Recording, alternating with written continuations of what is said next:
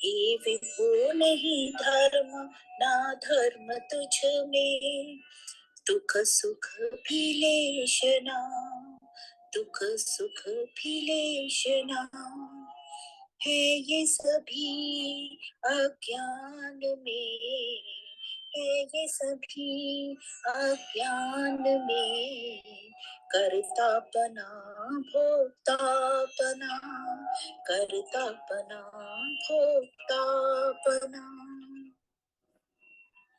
तू एक दृष्टा सर्व का, इस दृश्य से है तू सुदूर। पहचान अपने आप को, हो जा अजर, हो जा अमर, हो जा अजर, हो जा अमर। जो मोक्ष को है चाहता, विषयों को विषवत त्याग तू। चैतन्य कर दे भिन्न तन से, शांति समयक पाएगा। होगा तुरंत तू ही सुखी, बंध मुक्त हो जाएगा। आश्रम वर्ण आदि का किंचित न तू अभिमान कर, निज इंद्रियां कर दे अलग, हो जा अजर, हो जा अमर, हो जा अजर, हो जा अमर। पहला प्रकरण सूत्र नंबर 5। न त्वं विप्रादिको वर्णो, न आश्रमी, नाक्ष गोचरः, असंगो असि निराकारो, विश्व साक्षी सुखी भव। अर्थात तुम न विप्रादि हो, मतलब ब्राह्मण हो, तुम तो असंग हो, निराकार हो, समस्त दृश्यमान जगत के साक्षी हो। तो इस प्रकार सूत्र 5 में अष्टवक्र कह रहे हैं कि तुम न विप्रादि हो, विप्रादि मतलब ब्राह्मण, और वर्ण व्यवस्था से तुम्हारा कोई लेना देना नहीं। वर्ण व्यवस्था हमने जानी है ना, ब्राह्मण, क्षत्रिय, वैश्य और शूद्र। फिर बोला है नाश्रमी, मतलब आश्रम, जो 4 आश्रम हमने पढ़े 25-25 साल के, जो 4 आश्रम है, ब्रह्मचर्य, गृहस्थ, वानप्रस्थ और संन्यास। तो ना ही तुम ये ब्रह्मचारी और आदि आश्रम तुम्हें बांधते हैं। फिर बोला है नाक्ष गोचरो, मतलब इंद्रियों से दिखने वाला जो दृश्य है वह भी तुम नहीं हो, ना तुम दृश्य हो, ना तुम पदार्थ हो। तो तुम क्या हो? असंग हो, निराकार हो, विश्व साक्षी हो, अतः तुम सुखी और निश्चिंत हो जाओ। तो यहाँ अष्टवक्र कह रहे हैं न तुम ब्राह्मण आदि किसी वर्ण के हो, न तुम ब्रह्मचारी आदि आश्रम के हो, न तुम दृश्य हो, न तुम पदार्थ हो। तो जो आंखों से दिख रहा है वह तुम नहीं हो, तुम असंग हो, निराकार हो, विश्व साक्षी हो और सुखी भव, ऐसा बताया। तो यहाँ अष्टवक्र कह रहे हैं कि तुम्हारा जो वर्ण व्यवस्था से कोई लेना देना नहीं है, ना ही किसी आश्रम से तुम्हारा संबंध है। ये आश्रम व्यवस्था, वर्ण, वर्ण कैसे हम देखते हैं जहां जिसका जहां जन्म हुआ है पर उसको हम वर्ण कह देते हैं। और आश्रम, ये सब तो उम्र के हिसाब से बांटे गए हैं और ये सब तो शरीर से संबंध रखते हैं। तो उम्र, आयु, ये सब क्या है? देह से संबंध रखने वाले, और देह से तुम्हारा कोई लेना देना है नहीं। इसलिए अष्टवक्र कह रहे हैं राजा जनक से कि ये तेरे नहीं हो सकते। इन वर्ण आश्रम के धर्मों को मानने का विधान क्यों बनाया गया था? अज्ञानियों के लिए, जिससे वे अपना क्रम से विकास कर सके और आत्मज्ञान की प्राप्ति तक पहुंच सके। ये तेरे लिए नहीं है। तो यहाँ तक अष्टवक्र गुरु ने राजा जनक के 3 प्रश्नों के उत्तर दिए। 2, 3 और 4 सूत्र में उन्होंने बताया ज्ञान, मुक्ति और वैराग्य। तू शरीर नहीं है, तू चैतन्य साक्षी है। और आगे इस चौथे नंबर में क्या कह रहे हैं? आत्मा का कोई वर्ण नहीं, आश्रम नहीं, तू चैतन्य है। मतलब और आगे कहेंगे आत्मा न कर्ता, न भोक्ता, न भोग्य विषय है, ये सबसे परे है, असंग है, निराकार है, विश्व का साक्षी, ऐसा जानकर तू सुखी भव। तो तू अभी मुक्त हो जाएगा, तुझे देरी नहीं लगेगी। तो अब यह तो हमको समझ गया कि वर्ण आश्रम नहीं है। अब आगे बोला असंगो, असंग बोला और निराकार विश्व साक्षी। तो असंगों को जो समझाया गया है वो ऐसे बताया गया है कि जो वेदांत है वो कहता है बाहर जो चल रहा है उसे समझने के लिए दृष्टा को जानो, ऐसा वेदांत कह रहा है। आंखों से जो देखे जाने वाला जो भी है उसको ही तुम सिर्फ सत्य मत मान लेना, वह है तो अपनी छाया ही। ये जो संसार है ये हमारी छाया है, हमारा प्रक्षेपण है। और अब जो है, अब साइंस या विज्ञान भी ये कह रहा है कि देखने वाले के हिसाब से दृश्य बदल जाता है, क्योंकि हर वस्तु जो है परिवर्तनशील है, गतिशील है। तो जो आइंस्टीन की थ्योरी ऑफ रिलेटिविटी है, जो सापेक्षता का सिद्धांत है, वह भी यही कहता है कि दो चीजों के बीच का जो डिस्टेंस है, जो दूरी है, वो स्थायी नहीं है, वो निश्चित नहीं है। ऑब्जर्वर के हिसाब से जो ऑब्जर्व फिनोमिना है वो बदल जाती है, मतलब देखने वाले के हिसाब से जो है दृश्य बदल जाता है। तो ये बोल रहे हैं, फिजिक्स भी यह बोल रही है कि अब जो है दृष्टा मतलब ऑब्जर्वर पर शोध करी जाए, और उसी की शोध में वो लगा है।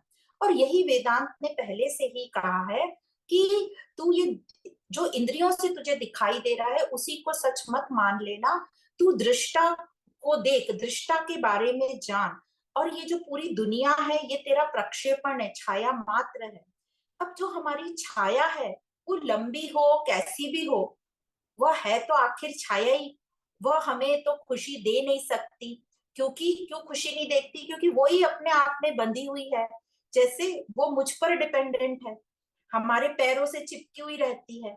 छाया आप कितनी भी लंबी हो रहेगी तो हमारे पैरों के साथ ही, और मुझ पर डिपेंडेंट है, सूर्य की किरणों पर डिपेंडेंट है। तो यह छाया जो है ये मेरे क्या काम की, उससे हमें पूर्णता तो कभी प्राप्त हो ही नहीं सकती। ध्यान रहे, छाया को जगत बता रहे, तो ये छाया से हमें पूर्णता की प्राप्ति नहीं हो सकती। तो यही वेदांत कह रहा है कि जो संसार है ये हमें कैसे काम आएगा। यदि हम परेशान हैं तो ये संसार हमसे ज्यादा परेशान है। जैसे हम हैं, हम कैसे भी खड़े हो, यदि हमारे हाथ में बेड़ियां हैं और हमारी जो छाया रहेगी उसके भी हाथ में बेड़ियां दिखाई देंगी, पर उसकी एक और बेड़ी है कि वो हमारे पैरों से बंधी है। तो यदि हम परेशान है तो हमसे ज्यादा ये जगत परेशान है। तो ये जगत कहाँ से हमारी आशाओं को पूरा कर देगा। तो जगत से आशा रखना ही बंधन है कि जगत हमारे काम आएगा। और यही बात ऋषि अष्टवक्र यह बताकर हमें जगत से मुक्त कर रहे हैं। कैसे मुक्त कर दिया उन्होंने, यह बताकर कि जगत जो है तुम्हारी छाया ही है, और जो हमने मान बैठे हैं कि जगत से हमें पूर्णता मिलेगी, वो अब हमारा भ्रम मिट जाएगा। तो इसी को अष्टवक्र कह रहे हैं असंगो तुम, मतलब तुम अकेले हो, असंग हो, और यह जगत से तुम भिन्न हो। फिर आता है निराकारो, और ये असंग है कि ये असंग अपने आप में ही पूर्ण है। फिर आता है निराकारो। निराकारो मतलब जिसकी कोई सीमा नहीं हो, जो असीम हो, उसी को कहते हैं सीमा रहित हो। जब कोई सीमा आ जाती है तो क्या हो गया, वो उसका आकार हो गया, वो साकार हो गया। तो साकार हो गया तो उसका आकार होगा और वो सीमा में बंधा रहेगा। तो जब सीमाएं आ जाती हैं तब सब मेरा तेरा शुरू हो जाता है। और जैसे ही मेरा तेरा शुरू होता है तो वही है लालच, स्वार्थ और ईर्ष्या, और पूरा जगत खड़ा हो जाता है। तो जहां ये सीमा शुरू हो गई वहां हम असीमता पर तो पहुंच ही नहीं सकते। जैसे यदि पांच तत्वों में देखें तो एग्जाम्पल के तौर पे आकाश जो है उसको निर्लिप्त बोलते हैं और सीमा रहित बोलते हैं, क्योंकि आकाश की हमें कहीं सीमा नहीं मिलती। पर यही आकाश में हम ईंटों से घर बना देते हैं, खेतों में जालियां फेंसिंग लगा देते हैं। तो इसी आकाश में हमने क्या किया, सीमाएं बांध ली। और इसी सीमाओं में अपने घर में रह के हम मुक्त होना चाहते हैं। हम सीमाओं में भी रहना चाहते हैं और उन सीमाओं में रहते हुए हमारी इच्छा क्या है, मुक्त होने की। तो ये एग्जाम्पल के तौर पे समझाया जा रहा है। तो वेदांत यही बताने की कोशिश करता है कि सीमाओं में बंधे रहोगे तो असीम तक कैसे पहुंच पाओगे। और आगे अष्टवक्र गुरु कहते हैं इसी को निराकार बोला है। तो जो हम आत्म स्वरूप है, चैतन्य स्वरूप, वो निराकार है, असंग है। और आगे अष्टवक्र गुरु ने कहा तुम विश्व साक्षी सुखी हो जाओ। अब सुखी हो जाओ, सुख का यहाँ क्या मतलब है, असीम सुख की यहाँ बात करी है, अनंत सुख की बात करी है। जिस सुख के चले जाने का कभी हमें डर नहीं रहेगा। यह एक बहुत ही विश्वसनीय सुख है, निश्चिंत सुख है, जिसका भविष्य में जाने की कोई हमें चिंता नहीं होगी। और हमारा क्या होता है अभी संसार में, हमारे जो सारे सुख हैं वो चिंताओं के साथ होते हैं, क्योंकि संसार जो हमारे सुख हमें मिले हैं वो संसार पे निर्भर है, वो सामाजिक मूल्यों पर, सामाजिक धारणाओं पर, सामाजिक मान्यताओं पर बने हुए हैं। तो मन में हमेशा डर बना रहता है कहीं कुछ गलत ना हो जाए, ये सुख चला ना जाए। तो जब हम कहते हैं सुखी हैं हम, कोई हमसे पूछता है आप कैसे हो, हम बोलते हैं बहुत सुखी हैं, तो हमारा क्या मतलब है उस सुखी होने का? हमारा मतलब होता है कि हमारे बच्चे, हमारा परिवार सब ठीक चल रहा है, हमारा वर्ण आश्रम सामाजिक धारणाओं के हिसाब से सब कुछ ठीक चल रहा है, सही एज में हमारी पढ़ाई पूरी हो गई, सही उम्र में हमें नौकरी मिल गई, सही उम्र में छोकरी मिल गई, फिर छोकरा छोकरी हो गए, वो सब जो हमारा सिस्टम है बराबर चल रहा है, ये हमारी मान्यता है। पर जब संत मुनि या गुरु कहते हैं कि सुखी हो, तो उनका जो सुख का मतलब होता है वो ये सब बच्चे और परिवार से मतलब नहीं होता है। उनका जो सुख का मतलब होता है वो बहुत ही ऊंचे सुख का वो कह रहे हैं, जो असंगों वाला सुख है उसकी बात कर रहे हैं, जो सुख कभी जा नहीं सकता, जिसे हम आनंद और शांति कह रहे हैं।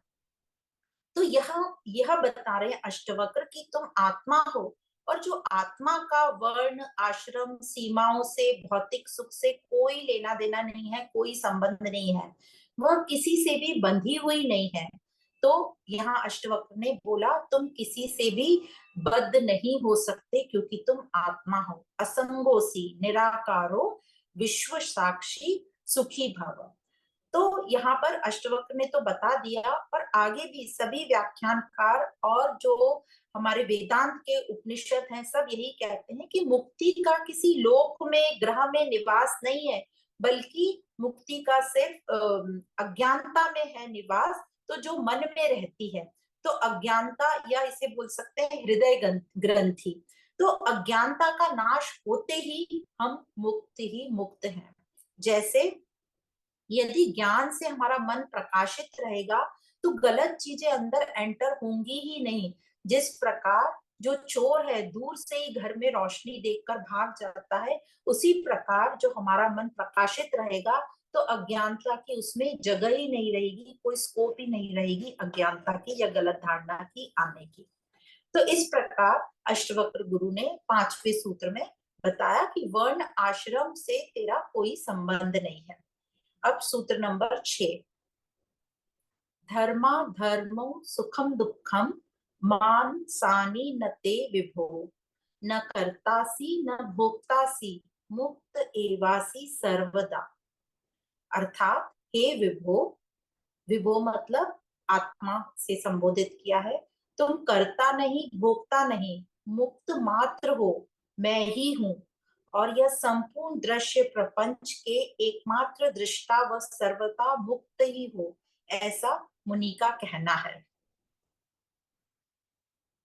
तो मुनि कह रहे हैं तुम्हारा बंधन तो यही है कि तुम अपने को छोड़कर किसी और को दृष्टा देखने लगते हो, किसी और को दृष्टा समझते हो, और यदि तुम किसी और को दृष्टा समझेगो तो तुम क्या बन गए? दृश्य बन गए। पर तुम वो आत्मा, आत्मा चैतन्य है, मुक्त है, असीम है और सर्वत्र है। यह किसी के बंधन में बंधी नहीं हो सकती, बंधी नहीं है। यह मन बुद्धि शरीर यह सब सीमित है, और जो सारी भिन्नताएं सीमा है वो शरीरगत है, मानसिक है, वो आत्मगत नहीं है। आत्मा में कोई भिन्नता नहीं है। पर तुमने अहंकार के कारण अपने आप को कर्ता भोक्ता मान बैठ गया, और यह अहंकार ही तेरी भ्रांति है। तो जो कर्ता भोक्ता मानने के कारण से ही तू सुखी दुखी हो रहा है। अब ये जो कर्ता भोक्ता सुखी दुखी हमें कैसे समझ में आया? हमें कैसे, हमने किसी से नहीं समझा, हमें जस्ट बता दिया गया, जैसे बचपन में ही बता दिया गया हमें, हमारे मन में ऐसी बातें डाल दी कि कोई चीज टूट जाए तो वो दुख की बात है, कोई भी चीज टूट जाए तो रोना है वहां पे, और कोई चीज जुड़ जाए तो वो खुशी की बात है। ऐसा होता है तो अच्छा कहलाएगा। जैसे पुराने जमाने में बोलते थे ये रंग का हुआ तो अच्छा कहलाएगा, ये रंग का हुआ तो खराब कहलाएगा, और हमने अपने अंदर ही वो धारणाएं पक्की कर ली। उसी को हम मान बैठे कि इसी को सुख कहते हैं, इसी को दुख। हमें खुद को तो अच्छा बुरा सुख दुख का कोई मतलब नहीं था, मतलब हम जान नहीं पाए, क्योंकि हमने बस मान कर बैठ गए। हमने भी अपना दिमाग नहीं लगाया, नहीं हमने कोई शास्त्र ग्रंथ या श्रुति शास्त्र वेदांत पढ़े।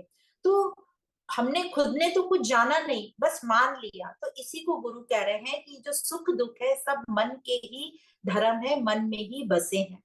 और इसी प्रकार अध्यात्म या गुरु यहाँ पे कह रहे हैं सबसे पहले कि धर्म अधर्म में मत पड़ना, इनसे इनमें मत फंसो। ये धर्म अधर्म उनके लिए है जो स्वयं को नहीं जानते। यहाँ धर्म अधर्म से मतलब ये है कर्तव्य और अकर्तव्य से। कर्तव्य मतलब करने लायक, और अकर्तव्य मतलब न करने लायक कर्म। और यही भगवत गीता में श्री कृष्ण आखिरी आखिरी में अर्जुन को कहते हैं कि तू कहाँ ये धर्म अधर्म के चक्कर में पड़ रहा है। क्या कहते हैं? सर्वधर्म परित्यज्य माम एकम शरणम व्रज। मतलब तू ये सब को छोड़, धर्म अधर्म को, तू तो सिर्फ मेरी शरण में आ जा। तो यहाँ भी अष्टवक्र गुरु कह रहे हैं कि तुम्हारे लिए कोई कर्तव्य नहीं है, तुम्हारे लिए बस एक ही कर्तव्य है। कोई कर्तव्य नहीं है से मतलब एक ही कर्तव्य है कि सत्य को प्राप्त कर, तत्व को जान। तो चैतन्य रहो, ध्यान दो, ऐसा बुद्ध कहते हैं, ध्यान दो, वही बुद्ध ने भी कहा। इसके अलावा तेरा कोई न धर्म है न कर्तव्य है तुम्हारा, बस जान जाना, मात्र जान लो, बस समझ लो।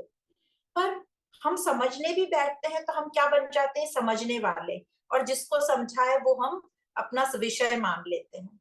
तो यहाँ भी हमारा जो है दो हो जाते हैं। तो यहाँ पर ऋषि कह रहे हैं बस होना मात्र ही पर्याप्त है, कुछ करना नहीं है। तो ये जो होना मात्र ही पर्याप्त है, कुछ करना नहीं, ये सबसे अल्टीमेट, सबसे ऊपर की अंतिम बात है, बस होना। पर अभी हमारे लिए, हम सबके लिए तो अभी बहुत कुछ करना है। क्या करना है हमें? क्योंकि अभी तो हम इतने तैयार नहीं है। हमने अपने ऊपर बहुत सारे आवरण ओढ़ रखे हैं, उपाधियां, मान्यताएं, नेम फेम सब कुछ ओढ़ रखा है। तो उन्हें हमें हटाने के लिए अभी कुछ करना होगा। और ये कैसे करना होगा? ये आध्यात्मिक जो जिज्ञासा है, यही इस बंधन से हमें मुक्त कराएगी, और कोई तरीका नहीं है।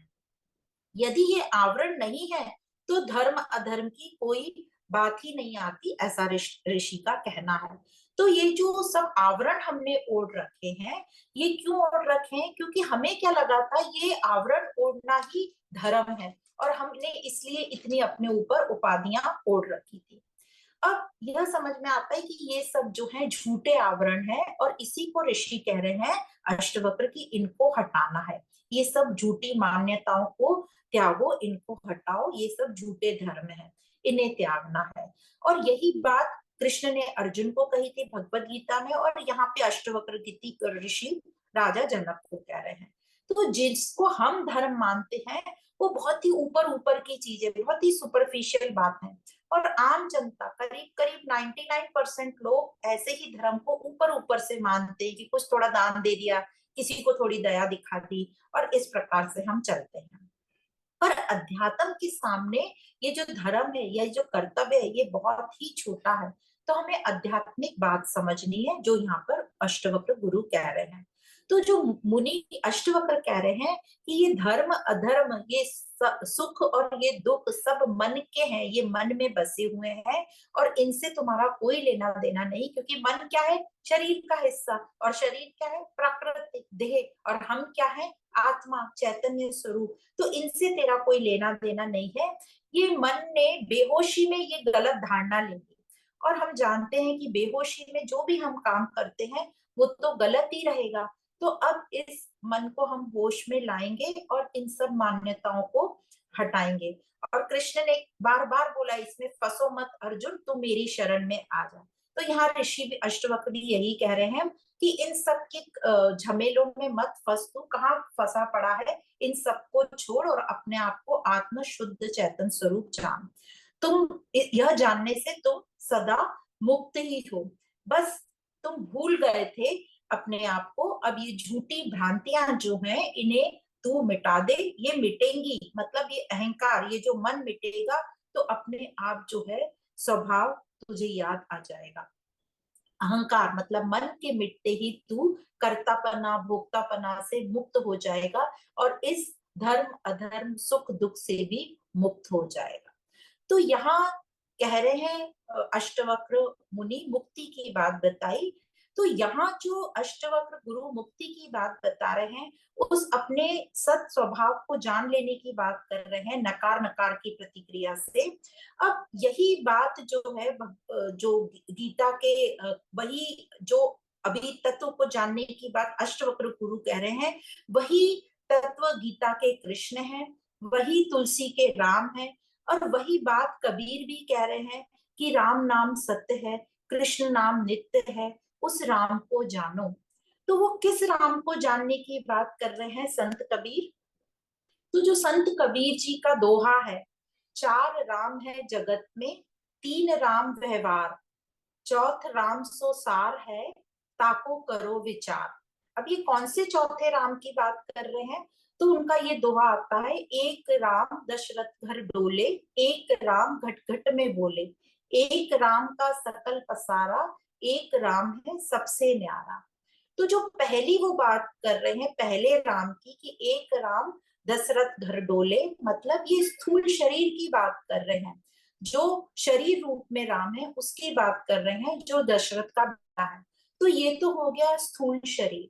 दूसरा वो बोल रहे एक राम घट घट में बोले, मतलब सूक्ष्म की बात कर रहे हैं। जो हमारा जो मन है, ये जो पूरे सभी घट घट में पूरे संसार के घट घट में जो मन बैठा है उसकी बात कर रहे हैं, सूक्ष्म शरीर की बात कर रहे हैं। और एक राम कल्पसा मतलब कारण शरीर की बात कर रहे हैं, जो अहम वृत्ति है, जो बीज है जिससे पूरा ये जो जगत का पसारा हुआ है। और एक राम है सबसे न्यारा। तो ये किस राम की बात कर रहे हैं? जो स्थूल सूक्ष्म और कारण से परे, या इसको हम ऐसे भी समझ सकते हैं जागृत जागृत स्वप्न और सुषुप्ति तुरिया, ये वह राम की बात कर रहे हैं जो सबसे न्यारा है, मतलब ब्रह्म की बात कर रहे हैं। और उसी को कहते हैं राम नाम सत्य है, वही गीता का कृष्ण है पुरुषोत्तम और वही तुलसी का राम है। तो इस प्रकार जो कबीरदास जी ने बोला कि उस चौथे राम को जानो जो सबसे परे है, उसको हमें जानना है, वही ब्रह्म है। हम यूजली किस राम में अटक जाते हैं? हम स्थूलता वाले में ही अटक जाते हैं, पहले राम में, जो राम दशरथ का बेटा कहला है। तो अभी इसको हमें समझना है, हमें स्थूलता से थोड़ा अपना ऊपर उठना है।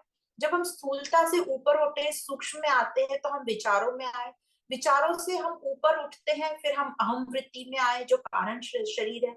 जब हमने अहम वृत्ति जान लिया कि ये सबका बीज है, ये हमारा स्वभाव हो रहा है, इसके कारण हम बेचैन हो रहे हैं, तो हम वहां तक जब हम आ गए, तो जो उसके आगे की बात है वो मिटना अहम वृत्ति, फिर कहते हैं वो कृपा से होगी, वहां उसके आगे हमारी शक्ति नहीं होगी, क्योंकि वहां मिटना है हमें, ये अहंकार से हमें मिटना है।